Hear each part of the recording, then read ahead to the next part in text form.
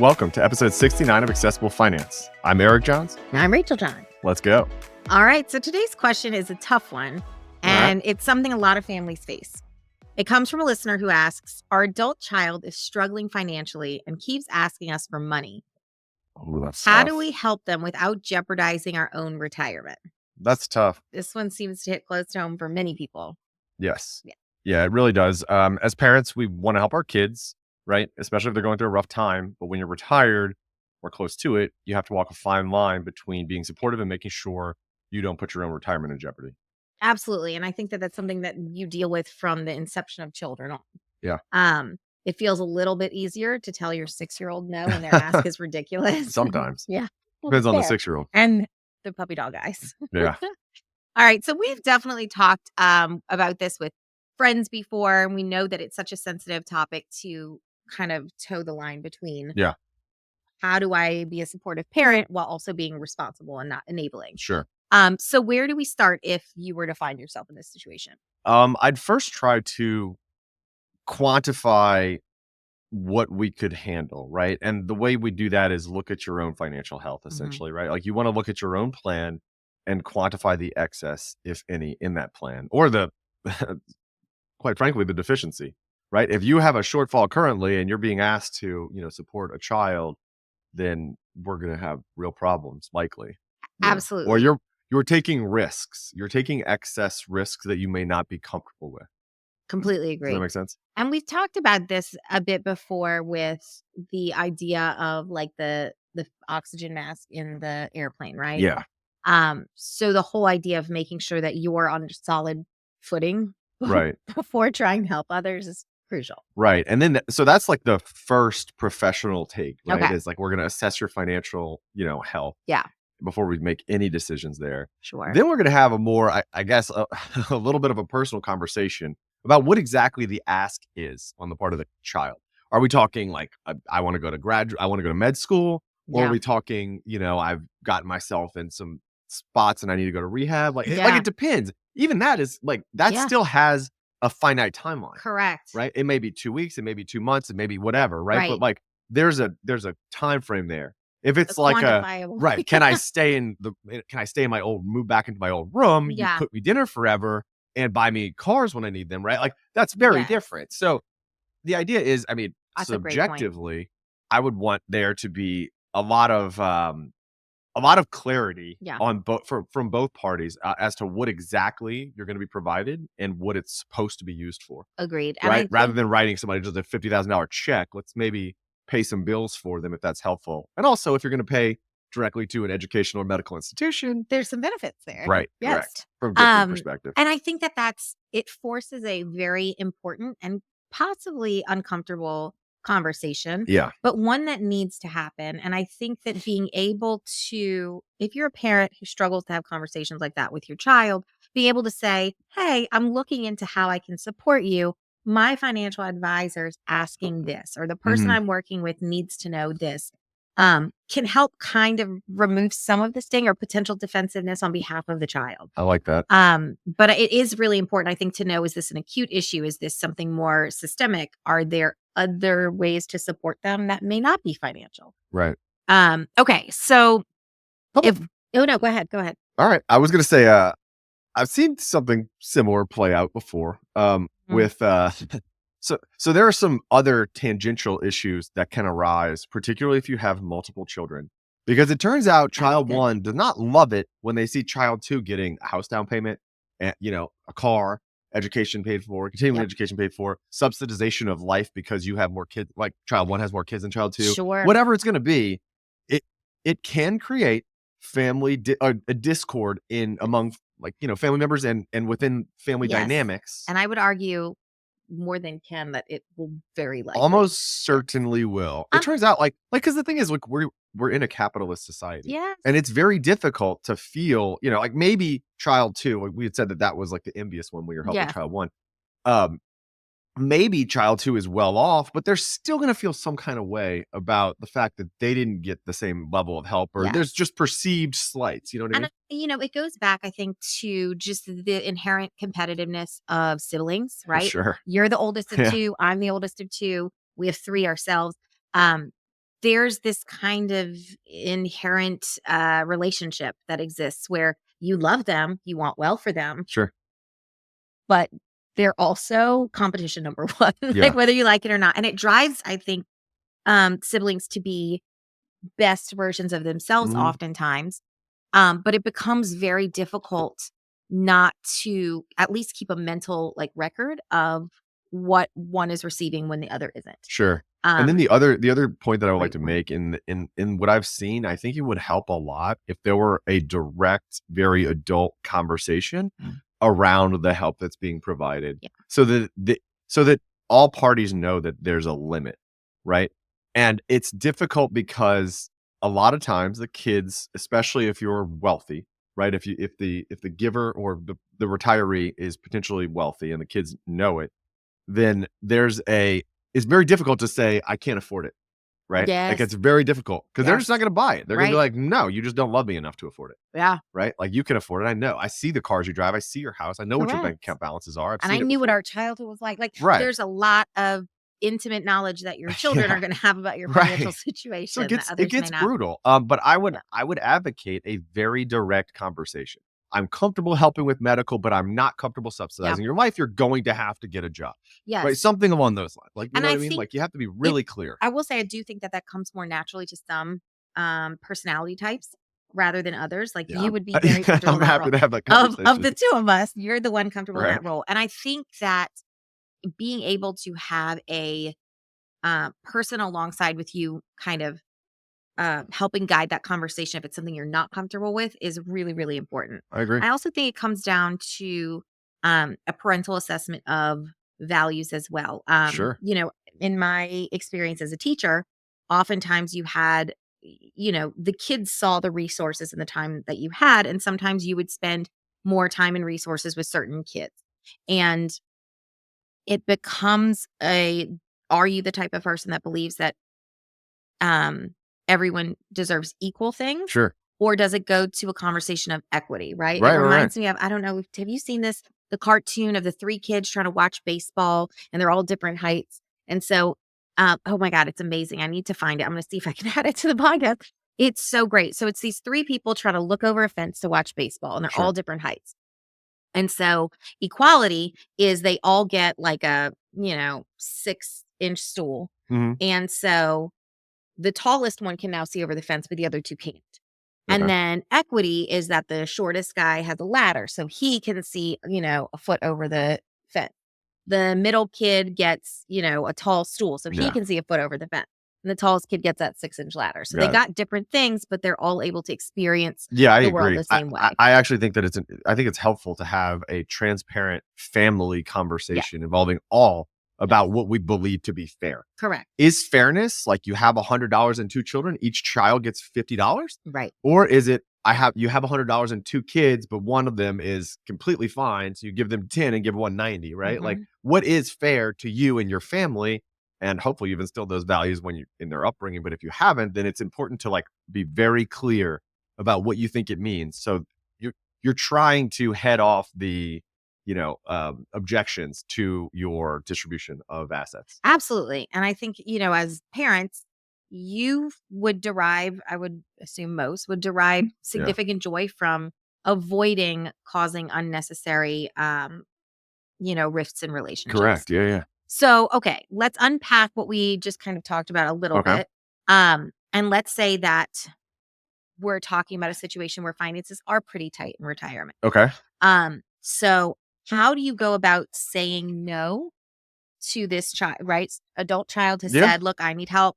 How do you go about saying no without feeling guilty or like a bad parent? I mean, that's a conversation maybe for a psychiatrist or something, Sure. but I mean, if we're talking subjectively, how do you do it? I think you do it directly. You treat them as adults and you say it as directly as humanly possible. Look, Mhm. unfortunately, we're just not in a financial position to do that without jeopardizing our future. And we'll help what we can. And here's what it is. Here's the Yeah. quantification of our help. We can give you 1,000. You asked for 10. That's all we got. We're giving you 10% of what you asked for, right? So, and here's how we'd like it spent. I think just being super open about the Mhm. conversation and very, very truthful. And even if the truth is like, look, we have the assets, but we're not helping you Yeah. because XYZ. We think you squandered Mhm. resources in the past, like whatever you think. It doesn't matter. It's your call. And it may be like, let's say in this situation, right? Finances are tight. It may be that there's other ways that you can support them that isn't necessarily Sure. financial, right? Yeah, yeah. If you're in a tough spot, maybe like chances are if you're reaching out with questions like my kid needs financial help, Mhm. I'm kind of in a tight spot. You're reaching out to financial professionals. So you at least know how to find them, where to go. Yeah. You may be able to steer them or guide them towards a financial professional that may be able to at least help them to assess what their acute issues are. Right. Um, or if you're a retired person and you're aware that your finances are tight, you're aware because you've done some legwork, right? It Sure. may be that you've made a budget, right? You Mhm. you have some foundational knowledge that you're able to at least impart or work with them on. Mhm. Okay. So, you also spoke a bit to, in addition to being direct, about kind of boundary setting, right? Yeah. Or really naming what the ask Yeah. was. I really like quantifying both the Mhm. ask and then your provision of the help. Mhm. Right? So set small, specific. Well, it doesn't have to be small. Set specific amounts. Tell the child exactly what you're going to do, and then do that thing. Like set conditions around it, right? Mhm. And hopefully tie it to a goal, right? So we're gonna do this. You hold a job for a week, then we'll give you this, right? Yeah. Like you maybe get another 1,000, like a supplement, kind of like you're helping to like be like a bonus salary, right? So if Mhm. you haven't held a job, but now if you hold a job for a week, we'll give you $1,000. If you hold it for a month, we'll give you an extra 1,000, Yeah. right? Like things like that, I think are probably helpful. Incentives. Yeah, you're trying to incentivize behavior that you want to see. So decide what you want to see first, Yeah. and what the child wants to do, and how they want their life to look. Have that discussion collaboratively, and then you're going to essentially unilaterally make the decision about what you can do Mhm. based on your financial situation and the quantification of the excess, right? We need to know how much you can give, right, without essentially crashing your own plan, right? And there are ways that advisors are going to look at that. There Yeah. are ways they're going to run the numbers. Um, we're comfortable with kind of a risk-based approach, which is like your plan has a 50% chance of success in this environment, or it has like a 90% chance of Yeah. success in this environment, and we kind of want to stay in that range. And there's a reason for that, and it's mostly because you're going to adjust, and here's what the adjustments look like. But anyway, we'll have had that. You'll have had that conversation Yeah. with your advisor. And you're There should referring be to like the Monte Carlo analysis, correct? correct, Okay. correct, correct. The idea is that we're looking at the risk of your total plan. So we're not just talking about the portfolio because we don't. Nothing happens in a vacuum. Does that make sense? So, like, maybe you have this idea that you're going to go spend $400,000 for a down payment, or just to buy outright a vacation home. Mhm. Okay, in let's say Colorado, for example. Boy, His I wish dream it was. vacation I home. wish it were only $400,000. But you want to buy a slope side, condo in Vail or Oh, something yeah, like the that. slope side one. Yeah, so, maybe you want 1.5 mil. Well, that is independent of your portfolio. Mhm. Does that make sense? Like, so my portfolio could be 5, but I'm about to take 1.5, and I know that. So, Mhm. like, you can plan for all of these things in your, financial, analysis, right? So the financial plan that you have should account for all of the things that you think could foreseeably happen. It might be an increase in Mhm. spending right when you retire because you think, "Hey, we're gonna go tour Europe," right? So that's what that's gonna look like. We're gonna quantify that. It might be Yes. 150K.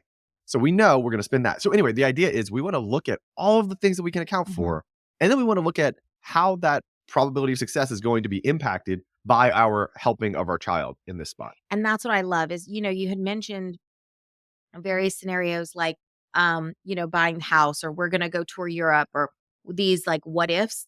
And so financially helping out a child is a what if Oh card yeah, that you can essentially add. exactly. Add it and move the slider and see what Uh-huh. happens. Well, and that's what I think is really important is that it's not a blanketed yes or no.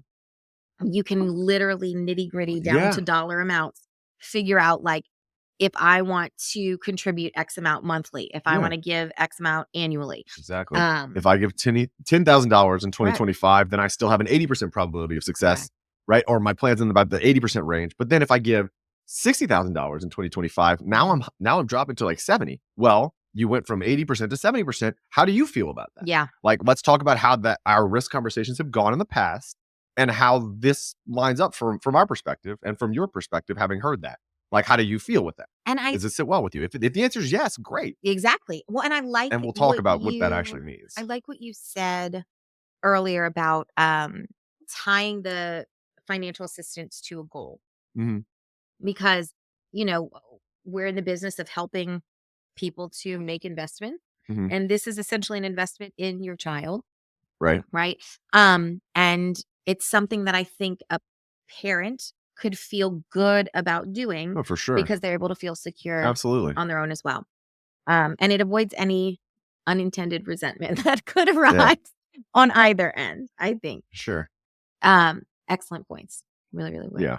I would again reiterate that if you have multiple children, I've seen it in almost every situation where there have been any gifts Yeah. to any number of the children that no one is that there is perceived inequity unless it's dollar for dollar. I've even seen perceived inequity if the dollar values are the same, but they're in different decades, let's say, right? Because if you got $50,000 in 1990, that is not worth the same amount as $50,000 in 2010, right? Inflation matters. And so the $50,000 in 1990 might be inflation adjusted to maybe 75 Yeah. in 2010. Now, I will Okay. say we've worked with people in a number of situations where this has arisen. It's very natural for something like this to arise. Let's say that one child wants to go to grad school and one does not, and the child Sure. who goes to grad school gets support. Yeah. It may be that you've agreed to cover all schooling, Yeah. and therefore there doesn't need to be that same feels bad moment. Right. But we've definitely seen, people both say, okay, they need the financial help now. I'm going to reserve X amount extra for my estate to go towards the other child who Mhm. doesn't need it as much now. We've also seen people with multiple grandkids, if they don't decide to um, contribute or give gifts until the oldest one is 10, but the newest one is a newborn, to kind of retroactively be able to kind of calculate what 10 years worth of giving would have been, Mhm. and then be able to kind of give a lump sum so that it was as if the gifting had Sure. happened all along. You can Um, also you could if you wanted to. I'm just saying this mhm, is an option. I'm not saying you ought to do this thing. I'm just saying sure. it's an option worth exploring, right? Um, you could gift now, right? Like you could gift maybe somebody really wants or needs or feels they need a down payment on a house or a Mhm, down payment on a car, just a flat out car, right? right. They can't commute to and from work. They're asking you for money for a car. A wedding, You say, there's right, a lots of wedding, things. sure. There's any number Yeah. of things, right? Lots of dollars that they're asking you to just take out of your checking, hand to them. Okay. Mhm, You could, let's say it's 50,000. You could hand them 50,000 and then write in your will, mhm. right? You can make an estate plan to compensate for that. Hey, I gave this 50,000 in tax year 2025 Yeah, or in the year 2025. I'm going to give an extra. I want my thing split equitably, but for the $50,000 is going to child two first because I correct. gave child one in 2025. Exactly. And I'm actually going to index that to the CPI. So, That's executor, beware. This is what I want to yes. happen. I want a $50,000 inflation adjusted immediate gift from my estate or transact like um, bequest from my estate Mhm. to child two, and then we'll split everything else that you're doing. And I think that that touches on something so important. I think we've seen often where parents have said, "Okay, I gave, 50,000 to child 1, so in my will I want to give child 2 an extra 50,000 before it's split," without I know. compensating for the No, very inflation. few people want to make it little. It does make it a little bit more complicated, but I can assure But you the that if your tools executor exist to is be even remotely able, competent, yeah, you can just plug it into the or Bureau of their Labor and Statistics calculators. website. It's Yes. easy enough to do. And it's You can. important, I think, to know how significant, Oh, it can be huge. yeah. Yeah, if you live for 20, 30 years, we could be Yes. talking at least double. Correct, correct. Yeah. So it can be really impactful, and if child 2, who's getting that 50,000, is highly aware of the fact that the 50,000 they're getting 20 years later Right. is not worth the Maybe same. they're a business major. They're Yes. gonna be a Yeah. little bit displeased. So maybe you didn't, end up, like, fixing that rift that you thought might Right. happen as much as you It's up thought to you you, but did. I think these are just very important conversations to I have, right? agree. You just need to be really clear about what you and your Mhm. spouse want or your partner, right? Like, you gotta need to be clear about what you guys want, Yep. and then we need to figure out a way to work that into your plan. Yeah, and it can be really difficult, especially in families that don't like to talk about money. And this is Sure. where having a trusted partner or a fiduciary in your life, some type of financial advisor, could be very helpful in this arena as well. I think that we tend to think of financial planners or financial advisors as the Walking people. calculator. Correct. Correct. But I think that they can really help guide and hold conversations so that it doesn't feel unnecessarily awkward or Sure. taboo if it's not something that you've talked about openly. Absolutely agree. So, Eric, I have loved this topic. So to wrap up, are there any big takeaways that you want our listeners who might be facing this situation to really hold on to? Yeah, I think so. I think first, assess your financial situation. We need to figure out if you can comfortably afford to do so and what kind of a risk you're taking by doing so. Right. So Yeah. we Good. have to know what you can do comfortably. All right. And are you okay with it? We then want to quantify that. Yeah. Right. So we want to be specific and we want to have some structure or terms around how we're going to do it. And then you need to think about how you're going to set boundaries so that you're not creating a scenario where you're kind of enabling behaviors, right? And you're just creating this dependency relationship Right. because those typically don't end. I don't usually see those end. Okay. Right. The more you gift without strings or any kind of term structure framework, the more you're going to be asked. That's just how humans work. You're positively reinforcing asking because they asked for something and Yeah. you handed it to them. They're now incentivized to ask for something because they get $50,000 every time they It's do. also tough because it starts to move the needle as to what the norm is to the point where Yeah, it now no we expect longer, it. yeah, no Yeah, longer yeah. even No, that's feels like true. assistance. That's absolutely true. So that's tough. Excellent. Absolutely true. So assess your own financial health, right? Quantify the amount that you can help, Hmm. okay? And then set some structure around it, set some boundaries, some terms Hmm. so that you're not just opening the faucet.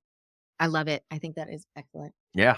All right. Well, Eric, thank you for breaking that down. If you are facing something like this or you have another tough financial question, please send them our way. We would love to tackle them in a future episode. Until next time. Thanks, guys.